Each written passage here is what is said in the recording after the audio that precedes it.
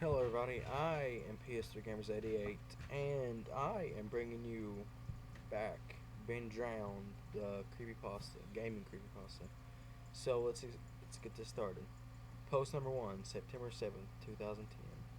Having said that, I recently moved into my dorm room starting as a sophomore in college, and a friend of mine gave me his old Nintendo 64 to play. I was stoked, to say the least. I could finally play all those old games of my youth that I hadn't touched in at least a decade. His Nintendo 64 came with one yellow controller, a rather shoddy copy of Super Smash Bros., and while beggars can't be chosen, needless to say, it didn't take long until I became bored of beating up level 9 CPUs. That weekend, I decided to drive around a few neighborhoods about 20 minutes or so off campus, hitting up the local garage sales, hoping to score on some good deals from Ignorant parents. I ended up picking up a copy of Pokemon Stadium, GoldenEye, F Zero, and two other controllers for $2. Satisfied, I began to drive out of the neighborhood when one last house caught my attention. I still have no idea why I did it. Why it did. There were no cars there, and only one table was set up with random junk on it. But something sort of drew me there. I usually trust my gut on these things, so I got out of the car and I was greeted by an old man. His outward appearance was, for lack of a better word, displeasing. It was odd. If you asked me to tell you why I thought he was displeasing, I couldn't really pinpoint anything. There was just something about him that put me on the edge. I can't explain it. All I can tell you is that if it wasn't in the middle of the afternoon and there were other people within shouting distance, I would not have thought of approaching this man. He flashed a crooked smile at me and asked what I was looking for.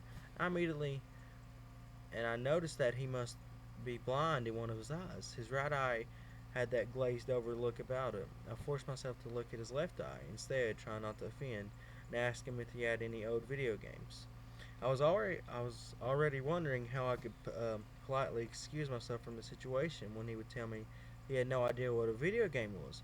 But to my surprise, he said he had a few ones in an old box. He assured me he'd be back in a jiffy and turned to head back into the garage.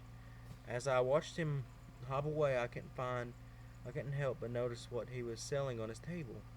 Littered across his table were rather peculiar paintings, various artworks that looked like ink blots that a psychiatrist might show you. Curious, I looked through them. It was obvious why no one was visiting this guy's garage sale. They weren't exactly, just say, skip that, pleasing. As I came to the last one, for some reason, it looked almost like Majora's Mask, the same heart-shaped body with little spikes protruding outward. Initially, I just thought that since I was secretly hoping to find that game at these garage sales, some fruit, Freudian bullcrap was projecting itself into the ink blots. But given the events that happened afterward, I'm not so sure now. I should have asked the man about it. I wish I would ask him. I wish wish I should I would have asked the man about it. After staring at the majoras shaped blot, I looked up at and the old man was suddenly there again, arm's length in front of me, smiling at me. I'll admit I jumped out of reflex and I laughed nervously as he handed me a Nintendo 64 cartridge. It was the standard gray color, except that someone had written Majora on the back, permanent marker.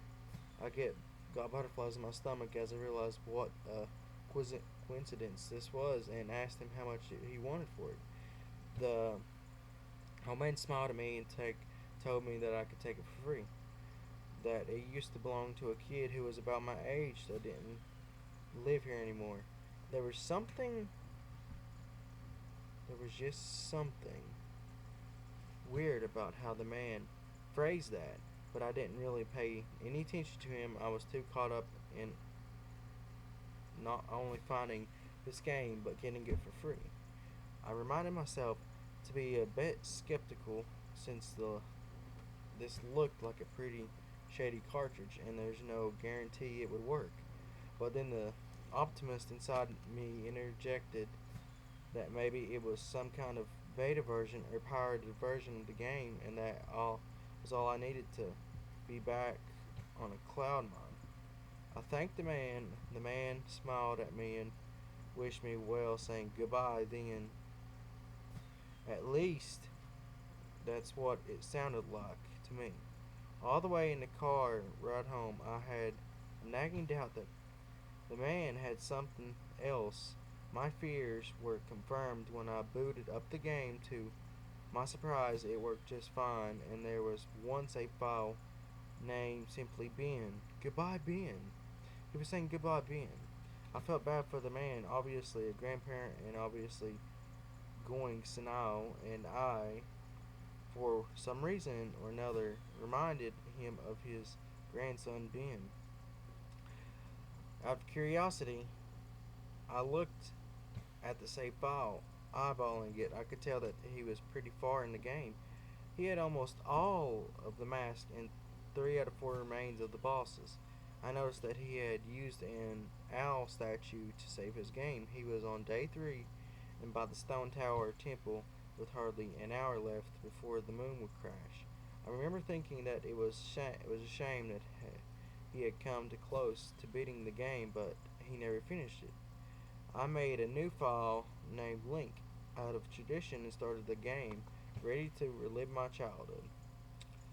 For such a shady looking game cartridge, I was impressed at how smoothly it ran, literally just like a retail copy of the game, save for a few minor hiccups here and there, like textures being where they shouldn't be, random flashes of cutscenes at odd intervals, but nothing too bad. However, the only thing that was a little unnerving was that at all times the NPCs would call me Link, and at other times they would call me Ben. I figured it was just a bug, a fluke in the programming causing our files to get mixed up or something. It didn't. It did kind of creep me out though after a while, and it was around after I beaten the Woodfall Temple that I regrettably went into the save files and deleted Ben. I had intended to preserve the file just out of respect of the game's original owner. It's not like I needed 2 files anyways. Hoping that this would solve the problem. It did, and it didn't. Now NPCs wouldn't call me anything where my name should be. In the dialogue, there was just a blank space. My save file name was still called Link, though. Frustrated and with homework to do, I put the game down for a day. I started playing the game again last night, getting the lens of truth and working my way towards completing the Snowhead Temple. Now, some of you more hardcore Majora Mask players know about the 4th day glitch. For those who don't, you can Google it, but the gist of it is that right as the clock is about to hit 000000 on the final day, you talk to the astronomer and look through the telescope. If you time it right, the countdown disappears and you essentially have another day to finish whatever you were doing.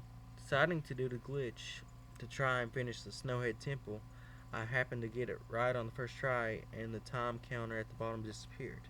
However, when I pushed B to exit the telescope instead of being greeted by the astronomer, I found myself in the Majora boss fight room at the end of the game, the trippy boxed in arena, staring at School Kid hovering above me. There was no sound, just him floating in the air above me, and the background music was regular for the area, but still creepy. Immediately my palms began to sweat. This was definitely not normal. School Kid never appeared here.